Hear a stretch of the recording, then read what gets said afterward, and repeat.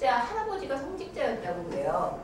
할아버지가 성직자였고 이제 이분들은 부모님이죠. 아버지, 어머니. 근데 이제 아버지는 의사였어요. 모스크바에서 의사를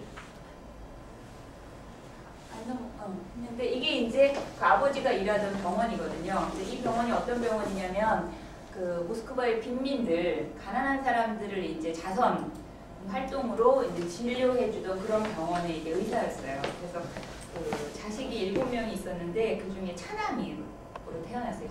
둘째 아들로 태어났어요.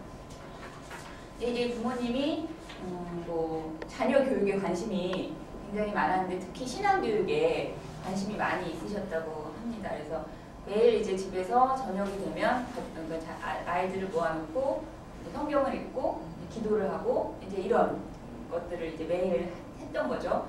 그래서 거기 드린 거에 보면은 이제 그런 말을 했거든요. 나는 가정에서 어릴 적부터 성경을 복음서를 알았다고 도스토옙스키가 나중에 고백하거든요. 이게 그 말이에요. 어릴 때 부모님을 통해서 이제 들은 거죠. 이제 여기가 그 모스크바 근처에 있는 굉장히 유명한 수도원이거든요. 성 세르기예프 수도원이라고 하거든요. 성 세르기예프 수도원. 이거는 거의 뭐 저도 가봤는데 한 1시간 정도 모스크바에서 차로 가면 되는데 이제 러시아 그 정교의 영성 중심지라고 할 만한 그런 곳인데 여기를 이제 여름마다 아버지가 데리고 간 거예요. 그러니까 이제 어린 이제 도스토옙스키가 거기 드리는 예배 의식이나 이런 거 이해는 못했지만 뭔가 받은 인상들이 이제 많이 있었을 거 아니고 여름마다 가는 가족 행사처럼 이렇게 데리고 가고 이제 거기서 만난 어떤 또 사람이 또 성경 이야기를 해주고 어떤 집사가 이런 것들이 다 기억에 축적이 됐던 거죠. 어린 도스토옙스키한테.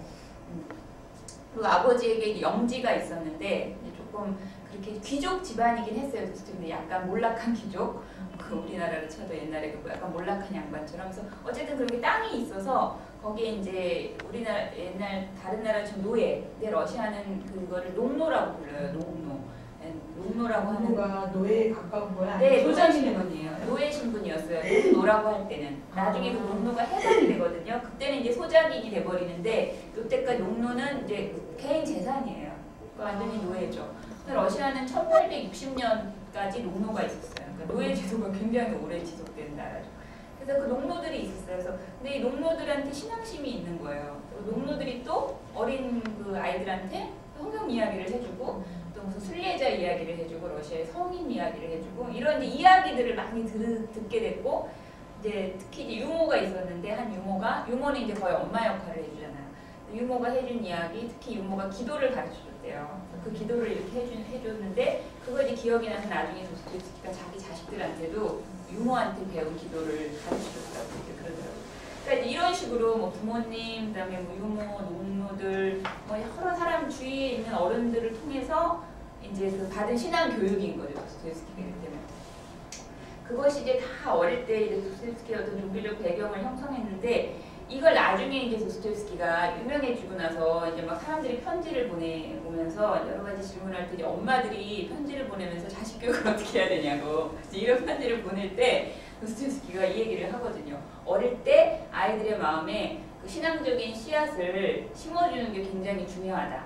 그 어린 시절에 받은 인상이라는 아이가 이해를 못해도 그 아이는 인상을 받잖아요. 어떤 인상. 그 인상은 평생 지워지지 않는다. 이제 그런 편지를 쓰면서 이제 그 중요성을 강조해 주거든요. 그러니까 이제 죄와벌에 보면은 어떤 대목이 나오냐면 그 라스콜니코프가 살인을 하고 나서 막 양심의 그 가책에 시달릴 때 밤에 꿈을 꾸는데 아버지하고 같이 어딘가를 가요. 근데 교회로 가고 있는 거예요. 교회 종소리가 들리고 교회로 가고 있는 이제 그거 꿈을 꾸거든요. 그거는 라스콜니코프가 지금 이제 죄를 저지르고 나서 자기 양심과 싸우면서 어린 시절에 그 아버지한테서 받은 그 신앙적인 그게 이제 되살아나는 거거든요. 그 안에 싸움이 있는 거거든요. 그런 거라든가 그 까라마조프 형제들에 보면 이제 알료샤가 이제 엄마가 한 2살 때 돌아가신, 굉장히 어릴 때 돌아가시는데 그 엄마에 대해서 기억이 많지 않은데 이 알료샤의 마음에 어떤 기억이 나냐면 엄마가 교회에 가서 그 사원에 들어가서 자기 어린 자기를 이렇게 품에 안고 거기에 성모인데 성모에게 이렇게 자기를 이렇게 내밀면서 그 울면서 기도하는 장면을 이제 알료샤가 잊지를 못해. 그게 자꾸 기억이 나는 거예요. 그러니까 이런 것들이 이제 소설 속에서 조금씩 보여주거든요. 그래서 그것이 이제 이 주인공들이 나중에 하나님을 개인적으로 이제 하나님께 가게 되는 어떤 이제 역할을 해주게 되는 걸로 이렇게 암시가 되어 있거든요. 그러니까 도스토옙스키도 이제 결국은 이 어린 시절에 이런 하나님을 개인적으로 몰랐지만 이때는 나중에 하나님께로 가게 되는 그런 그 씨앗, 구원의 씨앗 같은 그런 이제 역할을 해줬다고 볼 수 있는 거죠. 그래서 나중에 이제 어머니가 1837년에 1821년에 도스토옙스키가 태어났는데 1837년이니까 10대에 청소년기에 아버지 어머니가 다 돌아가시거든요. 먼저 어머니가 돌아가시고 2년 있다가 이제 아버지가 돌아가시는데 이제 그 아버지의 죽음이 중요한 사건이에요. 아버지가 농노들한테 맞아서 죽어요. 도스토옙스키 아버지가. 그러니까 아마 굉장히 잔인한 그 주인이었던 것 같아요. 성격이 굉장히 좀 포악하고 농노들한테 좀 못되게 해서 그런지 어느 날 이제 농노들이 이제 때로 달려들어서 때려서 죽인 거야. 그러니까 이거 이제 도스토옙스키에게 굉장한 충격이 됐겠죠, 자녀들에게. 근데 어디서도 도스토옙스키가 아버지 죽음에 대해서 언급을 안 해요. 도스토옙스키의 그 여러 가지 그 남긴 글에서 그러니까 그만큼 그걸 얘기할 수 없을 정도로 이제 그 충격이었던 것 같아요. 근데 이제 도스토옙스키의 그 소설에 보면은 그 아버지들이 많이 나오거든요. 특히 까라마조프 형제들, 아버지를 죽이는 얘기거든요. 까라마조프 형제들이 그러니까 그 부친을 살해하는 그런 그 주제를 가지고 있는데 아버지라는 문제가 도스토옙스키한테 아주 큰 화두가 직접 그 도스토옙스키의 아버지와의 관계가 영향을 줬을 거라고 생각합니다. 아버지가 이렇게 돌아가시기인데 1년 전에 그때 도스토옙스키는 이제 그 모스크바에 있지 않았고 이제 세인트피터스버그 페테르부르크에 제가 공부했던 그곳으로 유학을 보내요. 아버지가 그 아들 둘을 큰 아들, 작은 아들 그렇게 큰형, 그러니까 도스토옙스키 형이죠. 형하고 도스토옙스키 두 아들을 유학을 보내는데 이 학교로 가거든요. 이제 공병학교라고 이렇게 기술자 군대에서 이렇게 뭐 다리 만들고 뭐 이런 이제 공병 있죠. 공병들을 양성하는 이제 그런 학교로 들어가게 되거든요. 여기가 원래는 궁전이에요. 이렇게 생긴 궁전인데 나중에 이제 여기서 이제 어떤 황제가 암살당해요. 그 파벨이라는 황제가 암살당한 다음에 궁전으로 쓰지 않고 학교 건물로 쓰게 되거든요. 여기서 이제 공부를 하게 되는데, 네, 이렇게 여기거든요. 근데 문제는 이제 도스토옙스키 공부에 관심이 없는 학생이었고 학교 공부는 별로 안 하고 이제 맨날 책 읽고 몽상에 잠겨있고 저 구석에서 혼자 뭐 생각에 잠겨있고 주위 친구들하고도 별로 잘 안 어울리고 이런 학생이었다고 그래요. 이제 이때 이 학교에서 공부하는 시절에 도스토옙스키가 많은 문학 작품을 섭렵하는 거죠. 서유럽의 당시에 그 19세기 유럽 문학이 얼마나 영국, 뭐 프랑스 막 이런 문학들이 막 이제 발달할 때잖아요. 그런 문학, 당대의 문학들, 그리고 러시아 문학.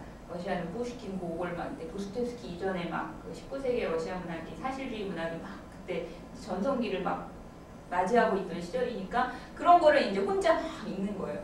혼자 읽으면서 영향을 받게 되고 이제 조금 습작 정도는 하고 있었죠. 이때 작품을 쓰지는 않고 난 습작하고 이제 이런 시절이었고 어쨌든 자기 안에 있는 문학적인 그런 이제 소질, 이제 꿈 이런 거를 발견하는 이제 시기였는데.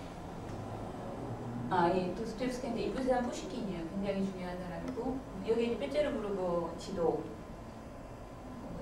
조금 전에 봤던 그게 여기 있어요. 여기 있는데 조금 전에 봤고요. 하여튼 이게 도스토옙스키 소설에 보면 이제 네바강 죄와벌에 보면 네바강 강이 나오는 네바강이라는 게 이제 페테르부르크 중심을 흐르는 강이 네바강이거든요. 사창골 앞에 있다는. 사창골 앞에 있는 거기에 그거는 이제 이게 이제 네바강이고요. 이런 게 운하예요. 이런 게 운하가 3개 있어요. 이렇게 강하고 다 연결되어 있는데 그런 것들은 다 운하예요. 운하. 이렇게 이제 주인공이 길을 걸어가다 뭐 운하 옆에서 뭐 이런 장면이 굉장히 많이 나와요. 그러다가 이제 강가도 나가고 하여튼 그러거든요. 물의 도시예요. 물의 도시. 물이 참 많아요. 이제 거기 적어드린 거에 이제 거기 그 인간은 비밀이다. 이게 이제 굉장히 중요한. 이 말을 도스토옙스키가 1839년에 그러니까 아버지가 돌아가신 해네요. 그러고 보니까 아버지가 돌아가신 그 해에 이제 이런 말을 기록을 해요. 굉장히 놀라운데 20살도 안 된 10대 그 아직 청소년인데 이제 이런 말을 하거든요. 인간은 비밀이다. 그 비밀을 풀어야 한다. 만약 평생 그 비밀을 풀어간다면 시간을 낭비했다고 말하지 말라. 나는 이 비밀을 연구할 것이다. 왜냐하면 나는 인간이 되고 싶기 때문이다. 이런 말을 쓰거든요. 그러니까 이것이 도스토옙스키에게 어떤 자기 평생에, 자기 생애에 과제를 설정했다고 볼 수 있는 거죠. 이 말이 굉장히 멋있어요. 특히 러시아 말로 읽으면 굉장히 멋있어요. 그러니까 한 인간으로서이기도 하지만 특히 작가로서 방향 설정을 했다고 볼 수 있는 거죠. 이 말이. 그래서 인간 그리고 인간의 비밀 이게 이제 도스토옙스키의 키워드예요. 모든 도스토옙스키 작품은 결국 인간이 중심이고 그 인간의 비밀을 이제 파헤치는 것이 이제 그의 모든 삶의 작품의 주제라고 볼 수 있는데 이걸 딱 들으셨을 때 저희 궁금한데 어떤 느낌이 드시는지 인간이 비밀이라는 게 무슨 뜻으로 이렇게 좀 받아들여지시는지 한번 제가 좀 듣고 싶어요. 제가 이 강의하면서 이렇게 앞으로 특히 작품 읽을 때 토론할 거거든요. 이렇게 어떤 거에 대해서 어떻게 생각하시는지 그래 좀 재미있잖아요. 저 일방적으로 이렇게 하는 것보다 어떤 생각을 갖고 계시는지. 근데 이건 뭐 답은 없고. 근데 이 글을 쓰는 배경이 책에서 나오는 거예요? 아니면? 이건 작품이 아니라 도스토옙스키 형 일기 같은 데다 쓴 자기 말이죠. 그 같은 데다? 네네네. 낙서를 적어놓은 것이에요. 네. 어떤 뜻인 것 같으세요? 인간이 비밀이다라는 것이.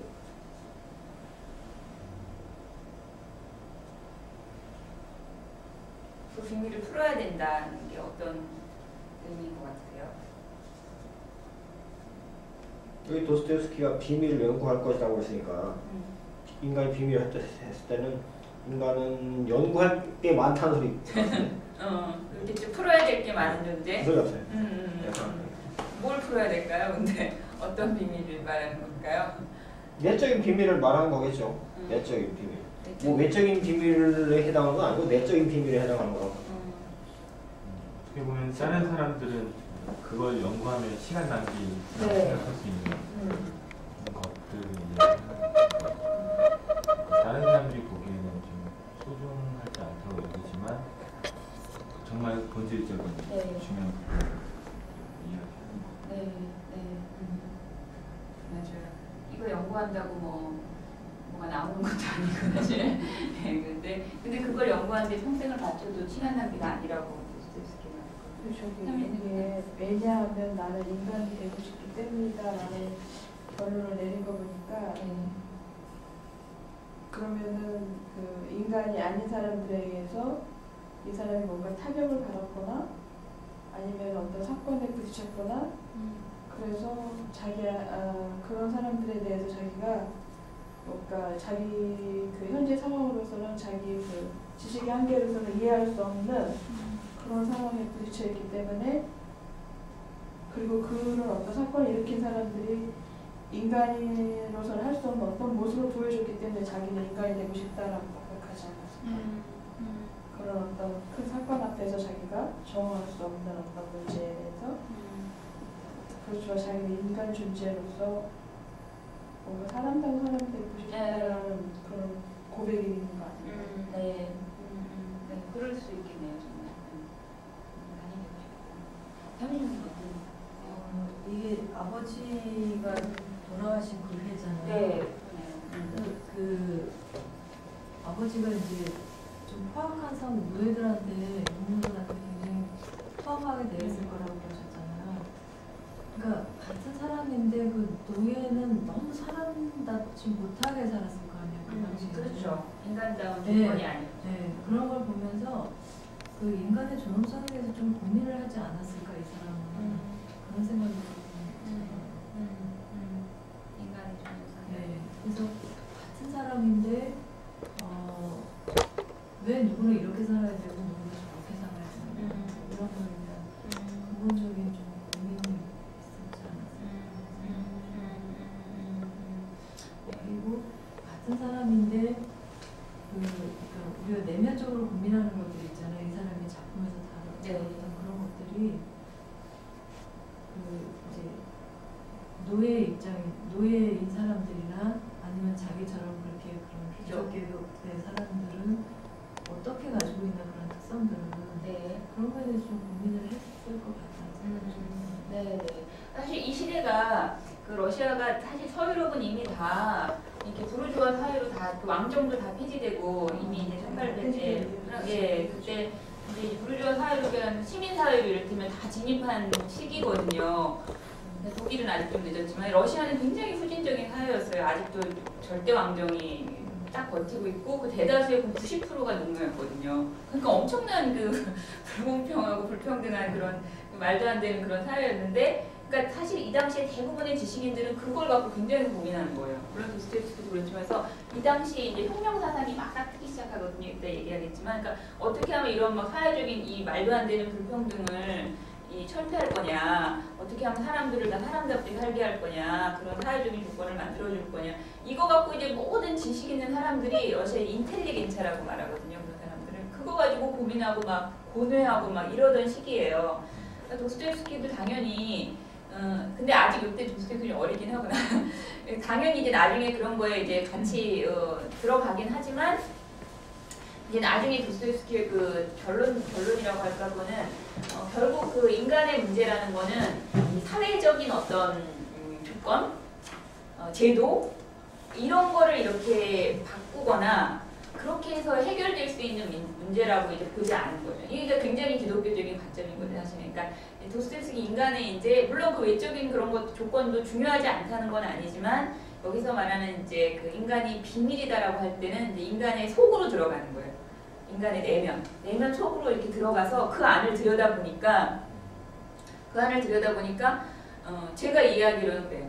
너무 많은 모순이 있는 거예요, 인간이라는 존재가. 그러니까 이게 인간 자체가 그렇기도 하지만 특히 러시아 사람들의 민족성이라고 할까 이게 굉장히 극단적이거든요. 제가 도스토옙스키 읽었을 때 저도 좀 극단적이거든요. 그래서 참 닮았다고 생각해서 끌린 거예요. 그러니까 저도 저를 보면 너무 극단적인 두 가지가 같이 있는 거예요. 어떤 때는 이쪽으로 갔다가 또 완전 양극단적인 게 그 공존하는, 이제 이거를 도스토옙스키가 인간 안에서 본 거거든요. 특히 러시아 사람 안에서. 그러니까 이럴 땐 막 지극히 선한 거예요.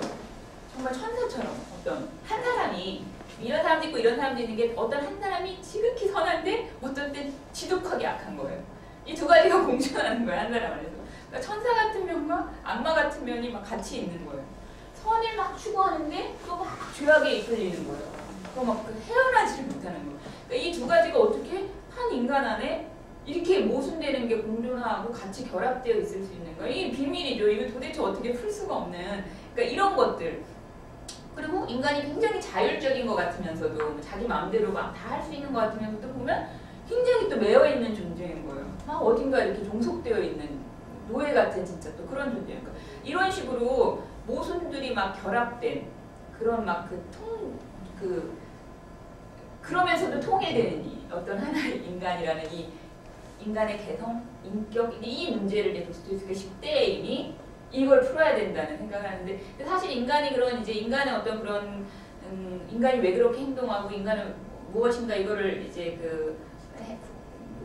해결하기 위해서 많은 이론들이 이제 굉장히 학문이 발달한 또 시기잖아요, 이 19세기가. 많은 이론들이 나오는 거죠. 사회학적인 이론도 나오고, 뭐 자연과학의 이론도 나오고, 그러니까 나름대로 다 인간을 설명하려는 것들인데, 그런 것들이 대부분 이제 합리주의에 기초해 있고, 어떤 건 이제 결정론, 이게 뭐 이러니까 이렇다. 특히 심리학 같은 것도. 근데 도스토옙스키는 이제 합리주의에 굉장히 반대하는 사람이거든요. 그러니까 인간은 그 합리적으로 이해될 수 있는 존재가 아니고, 합리적으로 설명할 수 있는 존재도 아니고, 합리적으로 행동하는 존재도 아닌 거예요. 그러니까 비밀인 거죠. 합리적으로 딱딱딱 설명이 되면 비밀이랄 게 없잖아요. 다 풀어지니까 간단하잖아요. 근데 그런 걸로 설명 안 되는 것이 인간한테 너무 많이 남아있는 거예요. 그러니까 해명이 안 되는. 그러니까 이런 거를 이미 도스토옙스키 10대에 알았던 것 같아요. 근데 이게 이제 평생의 주제가 되는 거고, 실제 도스토옙스키 소설이 왜 어렵냐면 좀 복잡해요.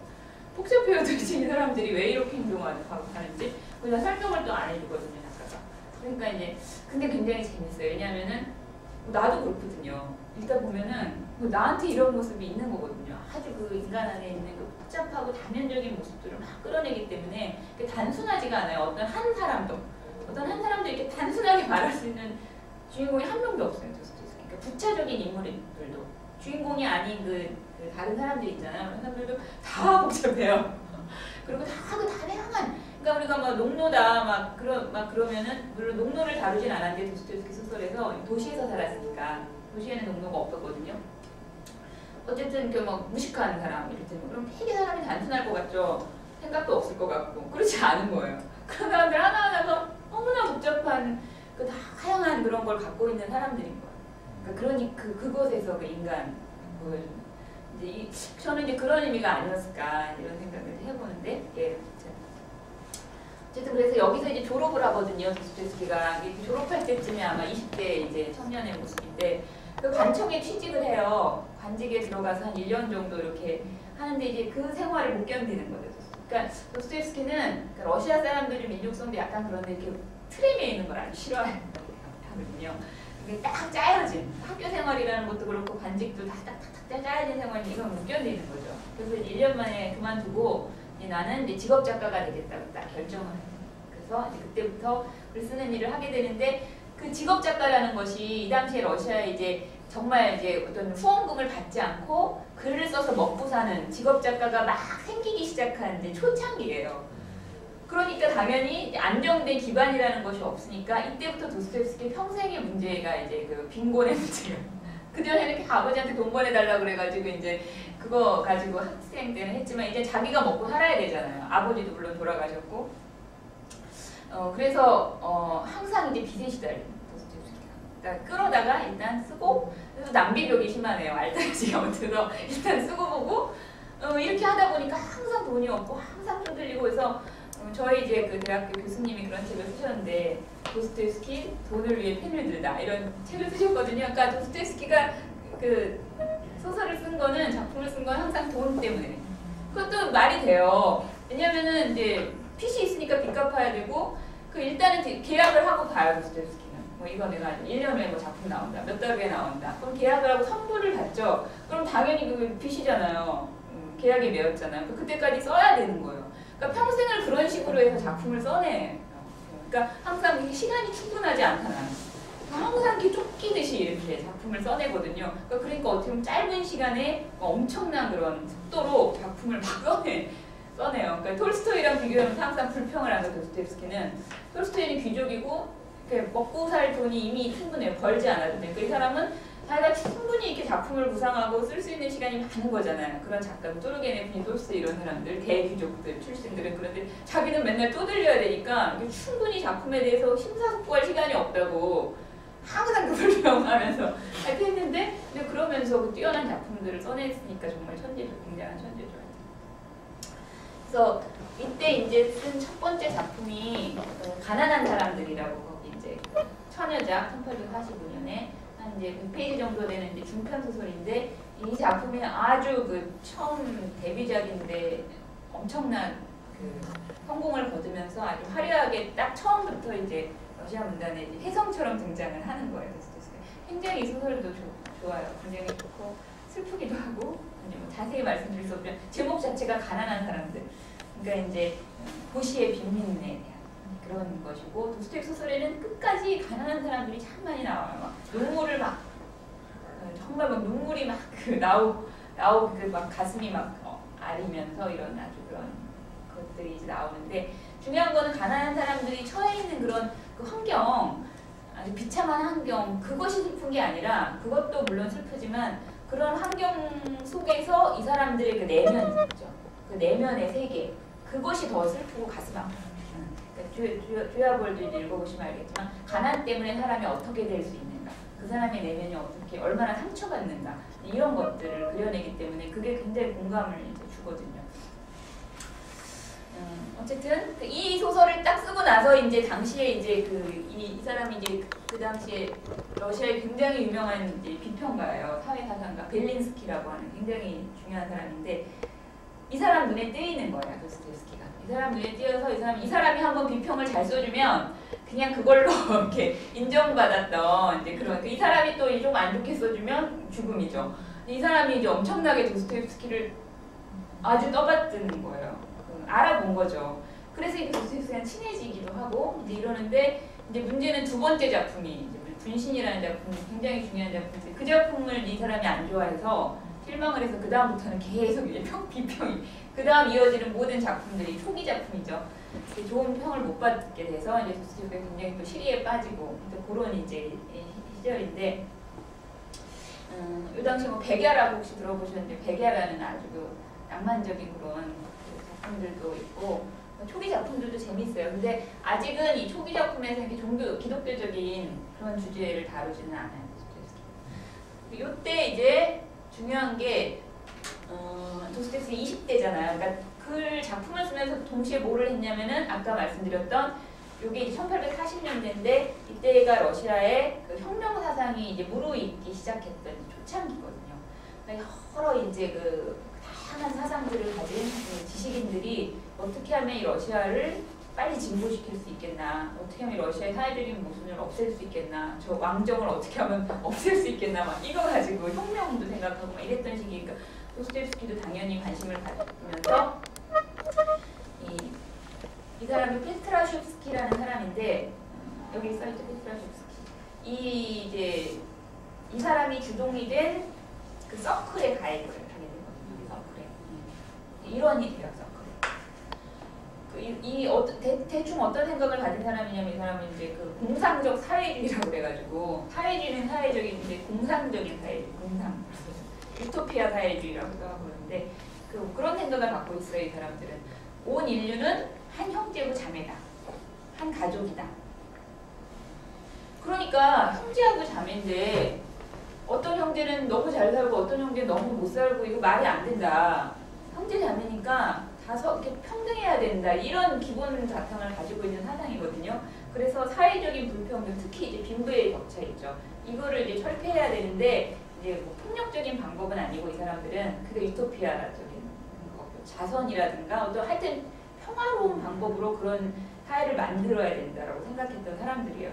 그러니까 그래서 이게 기독교하고 많이 비슷하다고 해서 이걸 이제 기독교 사회주의라고 해요. 기독교 사회주의. 근데 이제 이게 진짜 비스무리한 기독교죠. 진정한 기독교는 물론 아니었죠. 기독교 신자도 없고 이 중에는 기독교의 어떤 그런 그 모든 사람을 평등하게 보는 이제 그것만 가져온 건데. 하여튼 이 서클에 도스토옙스키가 드나들면서 거기서 뭐라면 이제 책을 읽고 토론하는 거예요. 이제 그런 이제 그 비밀 서클의 형태인데 문제가 뭐가 됐냐면은 그 서클에서 어떤 이제 그 출판물을 비밀리에 인쇄해서 이제 사람들한테 유포시키려는 계획을 가지고 있었어요. 어떤 유인물을. 이제 그게 발각이 되는 거예요. 아직 그 하기 전에. 왜냐하면 이제 황제가 그 당시 니콜라이 1세라는 황제가 아주 그 반동적인 황제가 있었어요. 그 황제가 모든 그 혁명가들 뭐 이런 지식인들의 움직임을 이렇게 다 이렇게 보고 있었거든요. 그러니까 이제 보낸 거예요, 거기다가.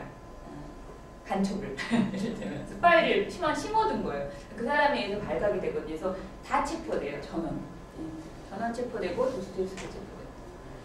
그래서 이제 유명한 여기가 이제 요새인데요. 페트로 파블로브스크 요새라고 페테르부르크에서 제일 유명한 관광지 중에 하나인데 여기 이제 이 안에 감옥이 있거든요. 여기 레닌도 여기에 감옥 갇혔었어요. 레닌도 갇혔던 거. 여기 안에 도스토옙스키가 한 몇 개월 갇혀요. 8달 동안. 또 그 갇힌 중에도 거기서 또 중편수술도 나왔어요. 거의 5년이나 있었어요, 감옥에. 아니. 여기에는 8개월 있었고 이제 시베리아로 가거든요. 그래서 이제 12월에 사형 선고를 받고 사형을 당하게 됐어요. 이게 굉장히 유명한 일인데 이곳에서 이제 사형을 집행하기로 되어 있었거든요. 이곳에서 이 광장이에요. 이날 이제 그 유명한 아시는지 모르겠지만 이제 여기다 기둥을 3개를 딱딱딱 세워놓고 이제 그 사형 선고를 받은 사람들 다 묶어가지고 그 앞에 데려다 놓고 도스토옙스키 앞에 3사람이 묶여 있어요. 다음 차례가 도스토옙스키예요. 또 다른 3사람 중에 한 사람이 도스토옙스키예요. 그 사람을 묶어놓고 이제 총으로 딱 쏘려고 하는 그 찰나예요. 그러니까 도스토옙스키는 그 순간에 자기 죽음을 100% 확신했어요. 난 죽는 거죠. 완전히 죽는 거죠. 그러니까 죽음을 100% 확신했을 때 그 사람의 그 심정, 이제 그것을 경험한 거예요, 도스토옙스키가. 그걸 백치에 묘사되어 있어요. 백치에 보면은 한 사형수가 이 형장으로 가면서 마지막 5분을 어떻게 쓸 것이냐. 아주 굉장히 그 몇 페이지, 한 두세 페이지에 걸쳐서 그 사형수가 5분 동안 생각하는 게 나오거든요. 굉장히 유명한 장면인데 그 심정을 어떻게 알았겠는가 도스토옙스키가 이때 알은 거죠 자기가. 그러니까 그렇게 표현해 도스토옙스키는 사형제도를 반대하거든요. 저도 영향을 받아서 사형제도를 반대하게 됐죠. 도스토옙스키 덕분에. 그러니까 뭐냐면 어떤 사람이 자기가 죽는다는 거를 뭐 몇 시간 후든지 100% 확신하는 것만큼 무서운 게 없다고 해요. 그것만큼 끔찍한 거가. 왜냐하면 사람은 마지막 순간까지 희망이 있다는 거예요. 어떤 강도가 칼을 딱 여기다 대도 나는 조금 있으면 살아날지도 몰라라는 확신을 그런 희망을 누구나 갖는데 사형이라는 거는 사형을 딱 선고하고 그 사람을 집행한다는 거는 그 조그만 그 1%의 희망까지 다 빼앗아 버리는 거기 때문에 그거는 인간이 인간에게 할 수 있는 가장 잔인한 일이라고. 살인보다 더 큰 그것이라고 하면 사형을 반대하거든요. 그러니까 자기의 체험에서 나오는 그 말이죠. 어쨌든 근데 바로 그 직전에 갑자기 이렇게 말을 탄 황제의 특사가 막 달려면서 멈추요 하면서 그 사람을 처형을 중지시켜요. 이게 연극이에요 일종의. 그 황제가 처음부터 죽일 생각이 없었어요. 처음부터 죽일 생각이 없는데 혼을 내주려고 이런 이제 연극을 꾸민 거예요. 그래서 앞에 죽었던 사람들 안 죽었죠. 그 사람들이 이제 처음 처형이 되려고 하는 순간 이제 그 특사가 온 거거든요. 그래서 처음부터 황제는 죽이려고 하지 않았는데 이제 본때를 보여주겠다. 혁명 세력을 근절시켜야 되겠다. 해서 그런 이제 일을 꾸민 거예요. 그래서 그 다 죽었다가 살아난 거죠. 엄청난 충격이 된 거죠. 도스토옙스키에게 사실은. 그래서 사형 대신에 어떤 형벌이 4년 동안의 시베리아 유형. 그 다음에 이제 4년 동안은 감옥에서 나와서 사병, 일반 사병 있죠.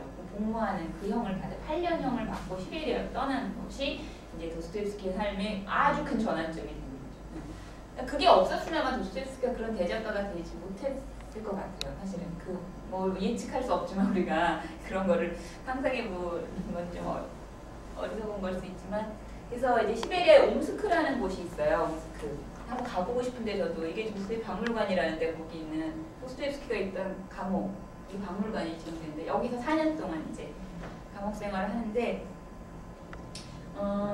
여기서 이제 도스토옙스키에게 일어난 이제 정신적인 변화가 굉장히 이제 중요한데 가는 도중에 시베리아로 이제 머니까 그때는 막 겨울이니까 막 썰매 타고 가고 막 이렇게 오래 걸렸을 거 아니에요. 가다가 쉬었다 가고 하는데 어떤 이제 그 옛날의 혁명가들 또 시베리아로 한 차례 또 다 위험 갔다가 거기서 그냥 죽은 사람들이 있어요. 귀족들.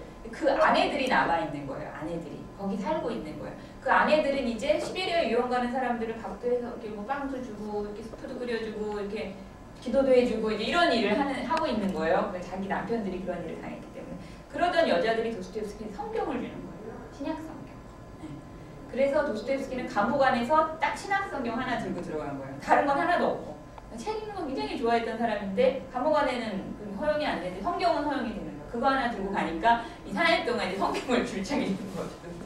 아마 많이 읽었을 거라고 보고 도스토옙스키 작품에 보면 곳곳에 성경이 인용되거든요.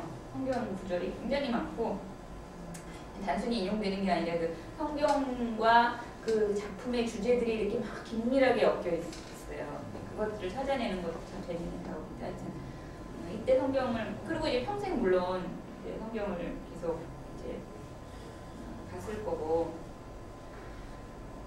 이 감옥 안에서의 삶이 그 죽음의 집의 기록이라는 여기 썼는데 1860년에 거기에 많이 묘사가 돼 있어요. 아주 사실적으로. 이 작품도 굉장히 좋거든요.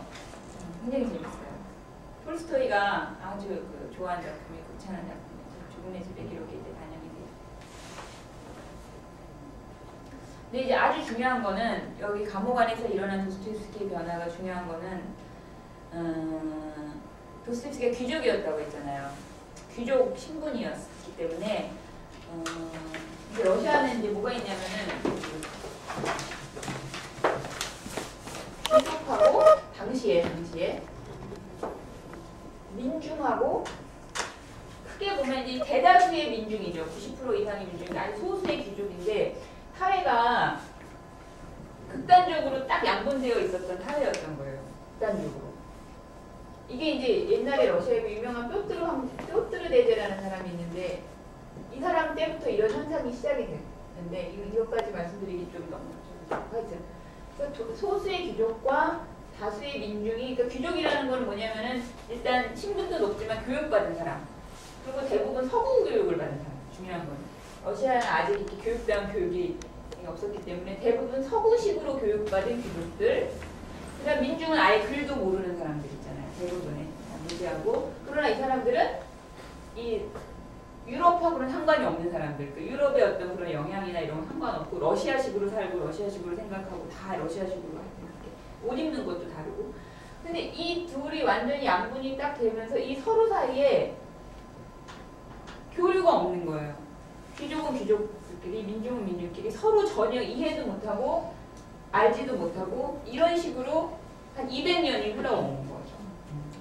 이게 이제 러시아 사회의 아주 그러면서 이제 이 귀족들 중에 아까 얘기한 것처럼 이제 그 혁명을 해야 된다고 생각했던 사람들은 이 민중들이 그 너무 그 비참한 삶을 보면서 우리가 민중들을 뭔가 위해서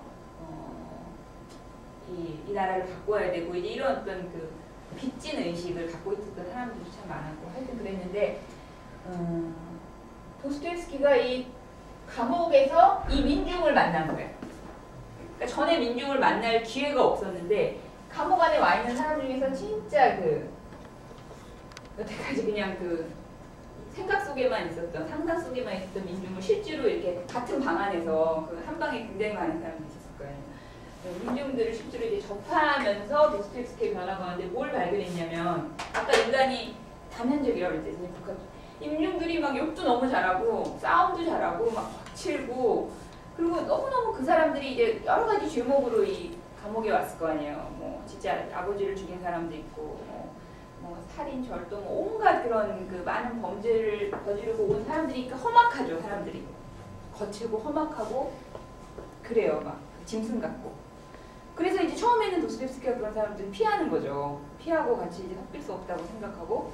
이제 그러는데 시간이 지나면서 점점 이 사람들하고 이제 그 생활을 해나가면서 뭘 발견하냐면 겉에 껍데기는 너무너무 딱딱하고 너무너무 거칠고 그런데 그 안에 막 야들야들한 그 속살 같은 막 아이 같은 이제 그걸 발견하는 거예요. 이 사람 민중들 안에 그게 있는 거예요. 나중에 그 도스토옙스키가 보석이라고 표현해요.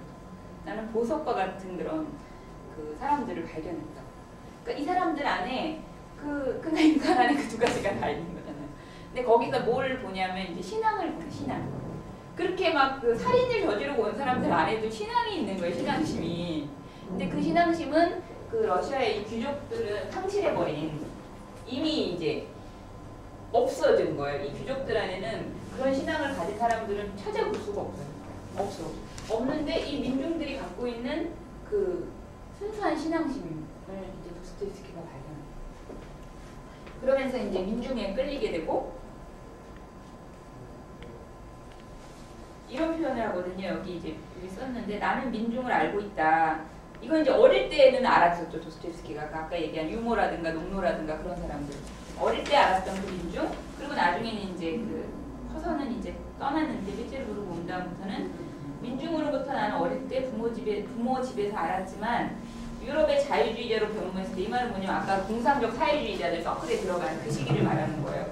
그때 내가 상실해버렸던 그리스도를 다시 내 영혼 속에 받아들였다. 이렇게 표현하거든요. 그러니까 이제 이런 도식이라고 표현해야 되나? 도스토옙스키 소설에 보면은 거의 도식이에요. 도식인데 어떤 이제 무신론자가 있어요. 근데 아까 말씀드렸지만 도스토옙스키는 완전한 무신론자는 없어요. 그러니까 신이 있다 없다 그러면 신이 완전히 없다고 확신하는 무신론자는 하나도 없어요. 있는지 없는지 사이에 결정을 못 짓고 있는 무신론자. 대부분의 도스토옙스키의 무신론자. 이 무신론자가 결국 그러니까 신을 만나게 되면 이 중간에 매개체는 반드시 민중. 그러니까 이렇게 바로 못 가고 왜냐하면 여기 도스토옙스키의 무신론자는 다 지식인이거든요. 지식인. 뭐 귀족 뭐 또 지식인이라고 했습니다. 이 지식인이 신으로 가는 매개체는 반드시 민중과의 접촉. 그러니까 이를테면 이제 죄와벌에 나온 라스콜니코프 있잖아요. 소니아가 있잖아요. 소냐가 있어. 이런 식으로. 도스토옙스키 자신이 그런 과정을 거쳤기 때문이거든요.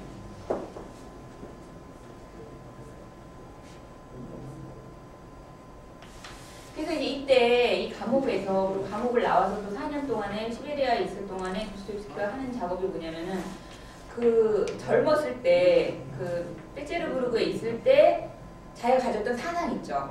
그 영향을 받았던 유럽의 그 각종 그 당시의 그 여러 가지 사회주의적인 사상, 이런 사상을 재점검하는 시간이에요. 재점검.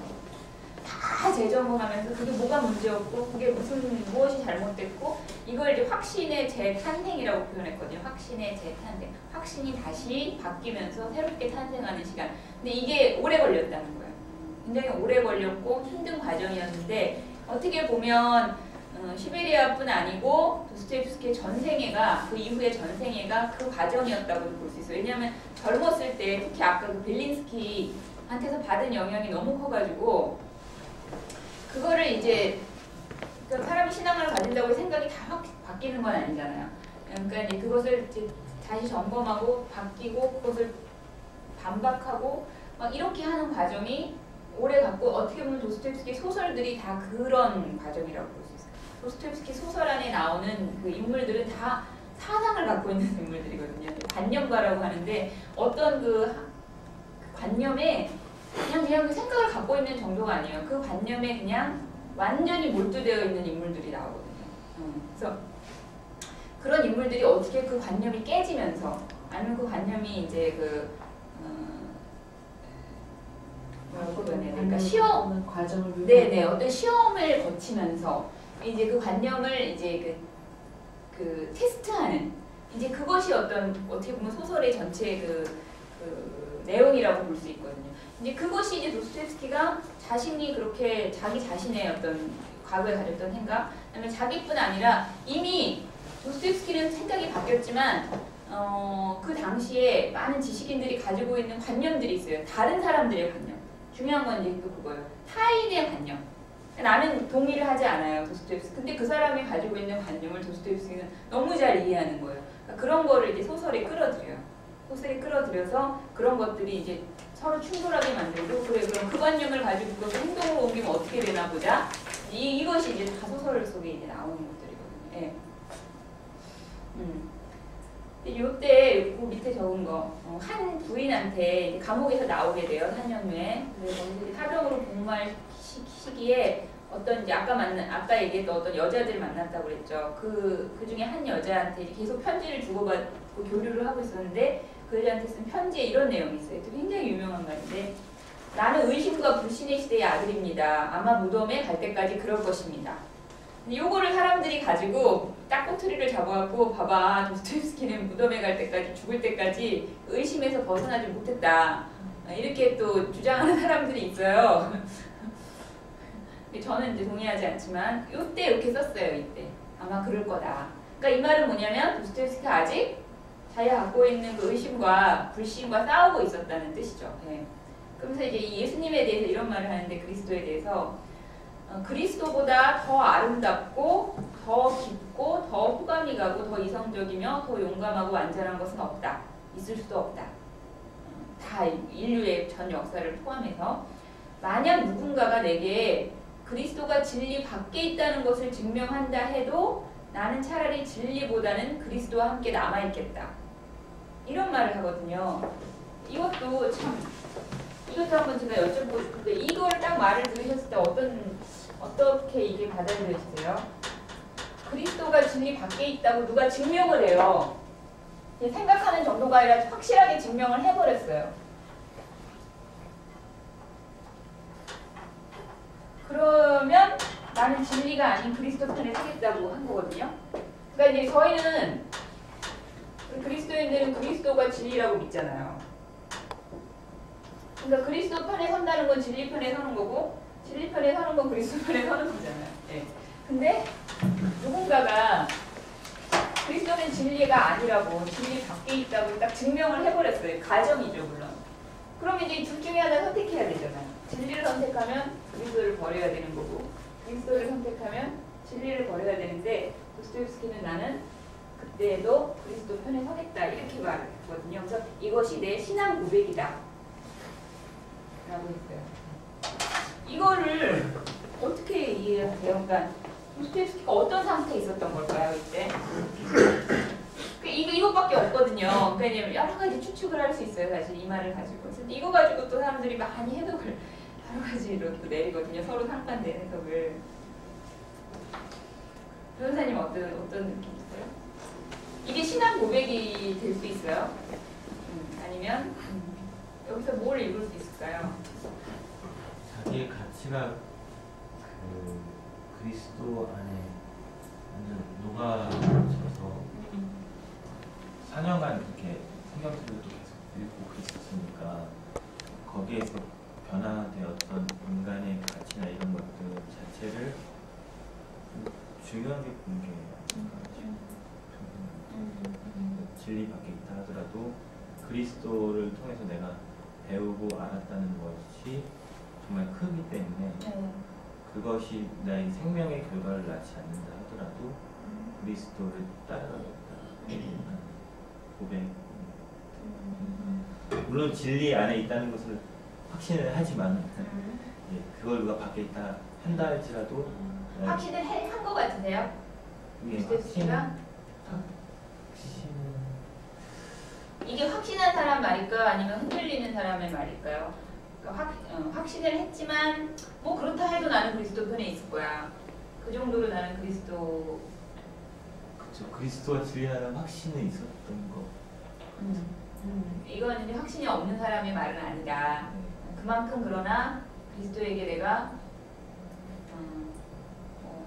그리스도 편에 나는 끝까지 있을 거다라는 그런 표현이다. 확신하지 않았기 때문에 이런 말을 한 건 아니다. 네, 그렇게 볼 수도 있어요. 자매님 어떠세요? 저도 굉장히 확신에 차 있을 거라고 생각했어요. 왜냐하면 아까 그 귀족들은 무신론자라고 했잖아요. 그 그리스도가 진리 밖에 있다는 것을 증명하는 사람들이 다 그런 사람들일까요? 네네. 근데 도스토옙스키는 귀족 계층이었잖아요. 네. 내가 귀족이라는 신분을 버리는 한이 있어도 그리스도를 편에 서겠다 그런 확신이 있었다는 생각. 그러니까 그 사람들이 그렇게 증명을 아무리 말을 해도 나는 그걸 받아들이지 않는다. 그러니까 사실은 도스토옙스키는 그리스도가 진리 밖에 있다고 생각하지 않는 거죠. 네. 그런 것 같다는 거죠. 그러게, 예. 그렇게 해석할 수도 있어요, 진짜로. 선배님은요? 그러니까 자기 나름대로 하나님과의 예수님과의 만남이 있었던 시간이라고 생각합니다. 네. 그리고 보통 때는 그냥 막 일상생활 살지만 시대에 흘러가고 뭐 상황에 묻혀가지만 어느 순간에 그리스도와의 딱 만남이 되면 신앙 고백을 하게 되잖아요. 네. 그런 어떤 신앙 고백이 아닌가. 비록 내 안에 내가 어떤 삶으로 아니면 어떤 환경 속에서 내가 난 크리스찬이다라고 선포할 수는 없었지만 내 속안에 뭔가 그리스도가 이거는 내가 정말 하나님 본 거야라고 막 말할 수 있는 그런 순간이 있잖아요. 네. 그런 순간을 맞닥뜨린 거 아닌가. 네. 어떻습니까? 근데 여기서 하나 전제 생각한 게 진리 받겠다고 할 때 진리가 네. 성경이 말하는 진리인 건지 아니면은 그냥 안 믿는 사람들이 생각하는 진리인 건지가 일단 중요한 것 같고요. 네. 안 믿는 사람들이 생각하는 진리라고 했을 때는 네. 참된지 않은 진리일 수 있기 때문에 참된 진리는 그리스도밖에 없겠다고 본다는 차원이라면은 라이프니츠가 말한 대로 주어는 이미 수로의 얘기를 함유한다고 했을 때 그리스도는 이미 진리라는 사실 가정을 참 진리라는 걸 얘기하는 거고 여기서 진리 밖에 있다면 진리는 가짜 진리를 얘기하는 것 같다는 생각이 들거든요. 그래서 그리스도와 함께 남아있겠다는 거는 그리스도가 진짜 진리라는 걸 거꾸로 얘기해 주는 것 같다는 생각이 들어요. 역설적이다.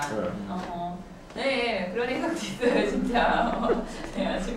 그러니까 되게 다양하게 해석을 하는데 이제 그런 사람들이 있어요. 도스토옙스키를 너무 좋아하는 거예요. 도스토옙스키는 너무 좋은데 거기 기독교 얘기가 나오는데 신이 있냐 없냐 뭐 그 신앙적인 이런 게 나오니까 근데 아까 얘기했던 것처럼 완전히 이렇게 아주 그냥 그 까라바주 편지들에 물론 그런 주인공이 나오긴 하지만 아까 그 문턱에 서 있는 인물들이 대부분 나와. 그러니까 작가의 입장은 어떤 것이었는지가 또 중요하잖아요. 작가는 인물들은 왜 작가는 그럼 이게 어떤 입장이야? 그걸 이제 그 확정을 해야 되거든요. 그러다 보니까 도스토옙스키도 끝까지 그 문턱에 머물렀다. 아니, 이렇게 보고 싶어하는 사람들이 참 많아요. 그러니까 끝까지 도스토옙스키도 결정을 못했다는 거죠. 그 문턱을 넘어가지 못했고 계속 그 문턱 안에 믿음과 불신, 신앙과 회의 이거 사이에서 계속 죽을 때까지 흔들렸다. 이제 그 증거로 이 말을 이 편지 구조를 증거로 대서 죽을 때까지 그랬다. 이렇게 보는 사람들이 있어요. 저는 그걸 반대하는 입장인 게 왜 그러냐면 첫 번째 이 편지가 언제 쓰여졌냐. 이거 시베리아 있을 때 도스토옙스키가 이제 막 그 확신의 재탄생을 경험하고 그 자기의 그 과거의 사상, 그 자기한테 아직도 영향을 미치고 있는 사상들을 좀 재점검하는 시기거든요. 그게 끝난 게 아니에요. 당연히 그 시기에 나오는 말이고 이게 죽기 직전에 만약에 이런 편지를 썼다면 또 얘기는 다르죠. 아직 도스토옙스키는 많은 시간이 남아있어요. 그 앞으로 계속 점진적으로 도스토옙스키가 점점 그 신앙이 깊어지고 교회 쪽으로 다가가고 기독교적인 이제 작품들이 막 나오기 시작하고 가거든요. 진행을 하거든요. 그 과정상에 있는 고백이었다라는 것이 첫 번째 이유고 아까 얘기했던 것처럼 이 진리가 도대체 무슨 진리냐라는 걸 또 생각해 볼 수 있는 거죠. 그러니까 이 진리가 그러니까 정말 그 예수님이 말한 내가 곧 길이요 진리였을 때 그 진리냐 아니면 어떤 그 과학적인 진리 과학적인 진리냐 그 당시에 이제 그 중요하게 생각했던 사람들이 그러니까 그렇게 본다면 아무리 과학적으로 증명하는 게 불가능하지 실제로 증명을 해내도 과학적인 진리는 객관적이고 합리적인 진리는 도스토옙스키에게 그것이 진정한 진리가 아닌 것이죠. 그렇다면 나는 그 진리가 아닌 그리스도를 택하겠다. 진짜 진리는 그리스도니까 이게 또 숨어 있을 수 있는 거예요. 사실은 마음에. 그러니까 여러 가지로 사실은 해석할 수 있는데 저는 어쨌든지 이것을 뭔가 도스토옙스키의 막 최종적인 입장이라고 도스토옙스키의 결론을 낸 거야 이거는. 그렇게 보는 건 좀 곤란하다. 생각을 하고 이 말이 딱 어디에 나오냐면 악령이라는 소설에 이 구절이 정확히 똑같이 나와요. 악령의 주인공이 한 말이에요. 그러니까 도스토옙스키는 아까 얘기했죠. 자기의 관념, 자기가 생각했던 거, 그 다음에 타인의 관념, 그거를 이제 주인공들의 관념으로 만들거든요. 만들어서 이제 그것을 소설 속에서 막 시험을 해요. 근데 그 주인공은 진짜로 그 결정을 못해요. 그리스도 편에 서겠다고 말은 했지만 정말 서지 않는 주인공이에요. 도스토옙스키가 그걸 가지고 도스토옙스키가 똑같았다 이렇게 얘기하는 거예요. 이 주인공하고. 근데 달라요. 도스토옙스키를 주인공이랑 동일시하는 건 위험해요. 앞으로도 보시면서 아 라스콜니코프의 생각이 도스토옙스키의 생각이구나. 뭐 까라바주 편지 이반의 생각이 도스토옙스키 생각이구나. 이렇게 말하면 참 곤란해요. 그냥 봐야 돼요. 잘 들여다봐야 돼요.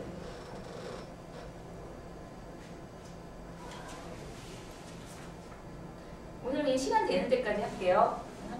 아니다. 시간 다 됐네. 12시간이. 여기까지 가만히 있어라. 아직 조금